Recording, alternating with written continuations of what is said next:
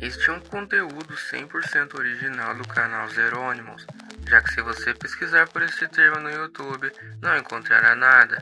Mas como algo pode ter passado batido pelos olhos de tantas pessoas, e o que é essa tal síndrome de The Witcher? Ela tem relação com a síndrome do PC Gamer? Vamos logo para este, que pode ser sua experiência mais impressionante com um videogame.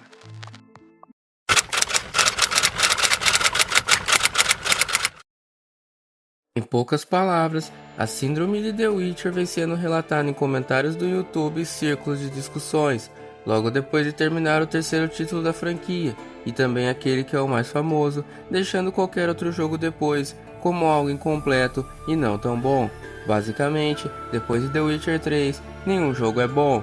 Apesar de estar por aí desde 2007 como jogo e ser baseado em uma popular peça de literatura polonesa, as histórias de Geralt só vieram à tona com a explosão de popularidade do terceiro título, que chegou a várias plataformas apresentando uma experiência standalone bem acessível a quem não tinha a mínima ideia de como o universo funcionava, permitindo que, obviamente, quem tinha mais conhecimento sobre o jogo pudesse pegar as referências aqui e ali, tendo um maior entendimento sobre tudo, mas aquele que não conhecia nada tinha a oportunidade perfeita para adentrar no universo e conhecer as particularidades da mitologia e das raças ali presentes, dinâmicas que, por mais que peguem muito da fonte de outras obras de fantasia, adicionam muitos elementos próprios. Então, se depois de The Witcher tudo perde a graça, seria esta a obra definitiva dos jogos? Ou o que tornou o bruxeiro tão especial a ponto de fazer qualquer outra experiência perder o sentido? Você disse Geralt? Geralt do quê? De Rivia, caralho. Em tempo, é complicado descrever em palavras, mas farei o meu melhor. Começo elogiando tudo que o jogo traz e o que os concorrentes não fazem. Você tem diversas opções de personalização do seu personagem, tudo basicamente sendo customizável. Desde coisas que você já espera, como armas e armaduras, builds de sinais, já que o Geralt também pode usar, entre aspas, magia na forma dos sinais de bruxo, poções que nesse jogo te garantem efeitos e não curam a vida, por exemplo, olhos para passar na lâmina, status diferente para cada item, além de coisa que escala e forma sinergia, desbloqueando runas e outras melhorias caso você tenha as duas expansões.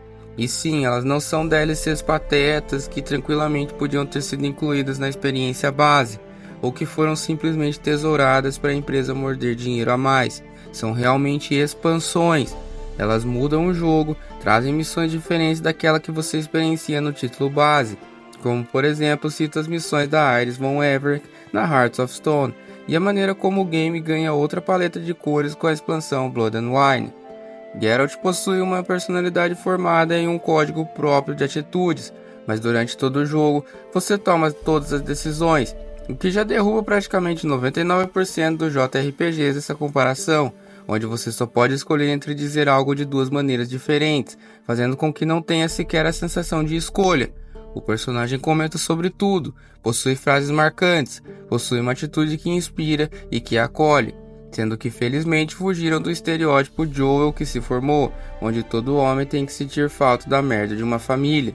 Você procura sim por Ciri, mas colocando cada coisa no seu lugar e tendo a atitude que lhe for mais conveniente. O roteiro é utilizado de uma maneira em que você tem esse senso de missão, que eventualmente irá atingir, mas sem atrapalhar sua interação com o mundo. Na sua jornada, Geralt é livre para escolher o que vai fazer. Você pode passar o jogo todo sem cumprir um único contrato de bruxo, sem usar sinais, sem criar conexões, ou você pode aproveitar tudo que o título tem a oferecer, reparar o passado e as decisões do bruxo, lhe dar uma nova escolha, se tornar um mestre do Gwent, campeão das ilhas de Skellige, fazer um tour nos bordéis, se relacionar de maneira única com o ambiente. Tudo sendo pensado nos mínimos detalhes para te prender, sempre tem algo para fazer e para construir o roteiro, para te deixar aproveitar tudo que tem sentido no mundo. O sistema de progressão é bem amigável, você pode facilmente aprender no começo e utilizar conjuntos que lhe deixarão mais apto a jogar da maneira que quiser. E aqui qualquer Soulsborne já pula fora da comparação, não existe só bater e rolar, você consegue aguentar quase tudo que te lança se preparando da maneira correta. Farmar monstros e XP não é obrigatório, o jogo quase sempre te dá um jeito de deixar pronto e quando você precisar encarar algo, já sabe o que fazer, principalmente da maneira como isso é feito. As facas de jantar são boas para Já passaram mel no seu rabo, herói? Um machado, isso é uma arma. Final Fantasy VII Remake foi um desses jogos que se colocaram como possíveis curas para essa síndrome, porém algumas pequenas escolhas de design já o colocaram no nível inferior. A primeira parte sendo basicamente linear e a esquiva inexistente, parece que você sempre toma dano independente de como tente desviar. A segunda te dá um pouco mais de liberdade, mas basicamente não tem quase nada para fazer e um mundo um pouco mais amplo. As quests dadas por esse mundo insuportável aqui você resolve em menos de uma hora. E tua party ainda não estará preparada para o combate da história, já que chega alguns momentos que basicamente não tem o que fazer se não for avançar na lore. Em The Witcher, isso não acontece. Você basicamente tem interrogação em tudo quanto é ponto do mapa para ir conferir. Algumas serão acima do seu nível e você não consegue cumprir na hora, tendo que retornar depois. Se for um ninho de monstro, talvez você não tenha os itens para fazer a bomba. Ou pode ser simplesmente um local de poder e você só ir e absorver a magia. Simples e rápido.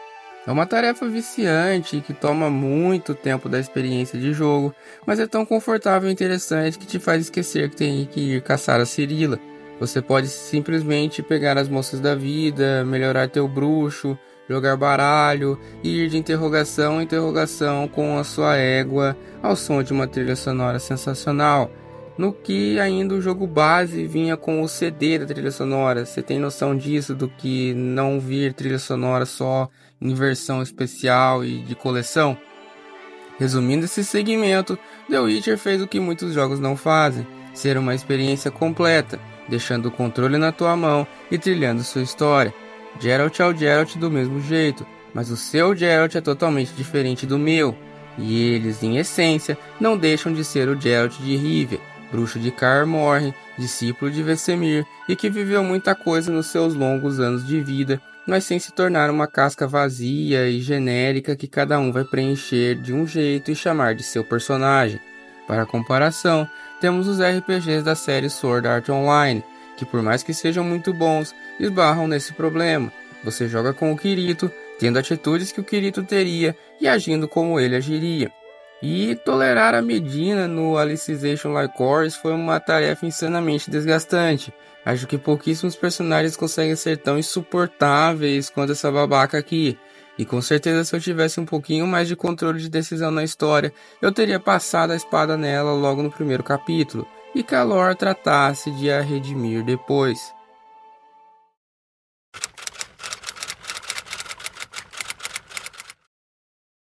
Você começa em um flashback te situando o esquema de jogo, de alguns personagens e do que você tem que fazer, antes de voltar ao mundo real e explorar a primeira parte do jogo, Pomar Branco, que é uma pequena área de tutorial basicamente. Nós temos algum objetivo e um contrato de prática onde fazemos junto do nosso mestre Vesemir. Seguimos um trilho durante alguns minutos e logo já estamos livres para explorar.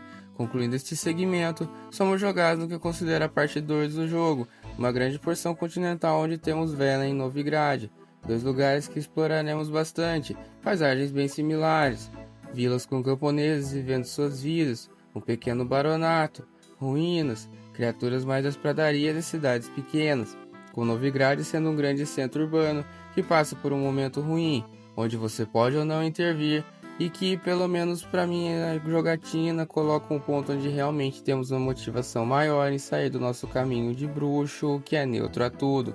Nossa amiga e possível interesse amoroso Triss Merigold precisa de ajuda para evacuar os diferentes da sociedade daquele local, já que as lideranças políticas e religiosas não são muito fãs desses grupos. E conforme vemos no nosso primeiro contato com a cidade, o destino é triste e ardente. Triss pode seguir seu caminho ao final das missões, longe de nossa presença, ou pode tornar-se nossa companheira fiel até o fim do jogo, considerando que tu despacha a corcunda morena depois, nem mesmo o Geralt pode ultrapassar a monogamia. Passar nessas duas áreas à procura de Ciri significa adentrar mais ao mundo que é vivo e funciona alheio a tudo o que acontece. A caçada selvagem eventualmente destruiria tudo, algo precisaria ser feito, Mas o camponês aleatório, número 32, não está nem aí para isso. Ele precisa se virar para comer alguma coisa hoje e pagar imposto para o monarca tirano. Porque eu não sei de nada. Aposto que o Johnny sabe. Ele sabe de tudo. Quando eu pergunto algo, ele diz: espera, vou botar o cu, já te digo. Os fenômenos, impressionante. Feras de fogo circulavam ao redor da pira. Daí subiram aos céus e explodiram, formando letras. Sério? E o que apareceu escrito? Radovid chupa pau mole. Cicatriz no... Parte 3 se situa naquele que eu considero um dos melhores ambientes já feitos para um jogo de videogame, o arquipélago de Skellig. Navegar por essas águas cheias de tesouros no fundo do oceano, destroços de embarcações, navios fantasmas, baleias e lâmios voadores que querem tua bunda a todo custo, ao som de uma música sensacional e com o visual da neve caindo, do gelo e de um cenário nórdico para deixar qualquer pessoa sã maravilhada com onde chegamos em termos de storytelling. Aqui o jogo nos coloca de volta no rastro de Ciri, junto de Yennefer, que eu tenho muita brisa de que se deveria ler Jennifer esse nome. Mas enfim, onde buscamos até mesmo nos mortos algo que possa nos colocar no rastro do que aconteceu, além de uma decisão que vai impactar no que decidimos lá atrás. Faço uma pequena pausa no segmento para comentar sobre a missão que me fez ter certeza de que eu não estava em um título comum, o Último Desejo. Nessa missão, Yen nos pede para ajudá-la a capturar um Djinn, uma espécie de gênio que concede feitiços, já que ela quer testar se seu amor por Geralt é verdadeiro ou se trata de uma magia do Djinn, algo que rolou quando Geralt anteriormente pediu para que seu destino e o da feiticeira estivessem sempre conectados. E tendo um pouco de sanidade nesse ponto, você percebe o quanto a Yen é tóxica. Ela não dá explicação nenhuma pra gente, some, não liga para como nos sentimos ou o que fazemos, e só demonstra se importar com algo quando estamos felizes sozinhos, envolvendo quase sempre não estar com ela. É o ponto de colocar o bruxo junto com quem realmente o ama e longe de uma relação que provavelmente só rolou devido à magia, rejeitando-a e deixando claro que todo contato a partir de agora é estritamente profissional. Antes desse ponto, qualquer decisão sua como jogador em termos de transar com a Yen não tem nenhuma implicação em sua relação com Triss, mas a partir desse ponto é hora de honrar suas escolhas, então tenha em mente que depois daqui é um caminho sem volta. Depois de descobrir que Ciri não está mais em Skellig por meio da exploração de um humano morto aí, é hora de começar a parte 4, que eu apelido carinhosamente de Nowhere em referência ao Silent Hill, já que a partir de agora é uma série de eventos que culminam na parte final do jogo, então não vou me estender muito. Afinal, apesar de parecer que eu falei bastante, toda a história do jogo foi repassada de maneira extremamente reduzida e simplista. Isso não é nem 1% de tudo que você verá jogando. E sim, tem muita gente importante que eu sequer citei ou mostrei aqui. E todo esse segmento do vídeo culmina numa simples e básica afirmação: essa é a maneira que eu jogo. Se você jogou The Witcher 3, existe uma imensa chance de que nada do que eu falei tem sentido para você, simplesmente porque você faz as coisas de maneira totalmente diferente do que eu faço. E você consegue entender agora o quão mágico é esse jogo?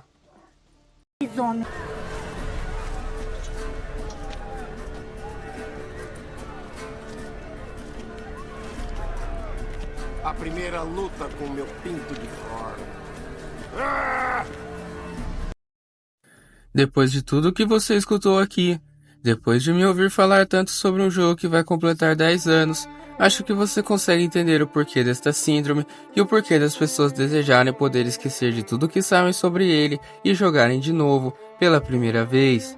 Tudo nele foi pensado para ser acessível e imersivo, o que você tem de objetivo, como jogar, como as decisões afetam aquele mundo, como cada gameplay é simplesmente única, sendo o mais próximo do que vejo o povo falar nos icebergs sobre experiências personalizadas para cada jogador.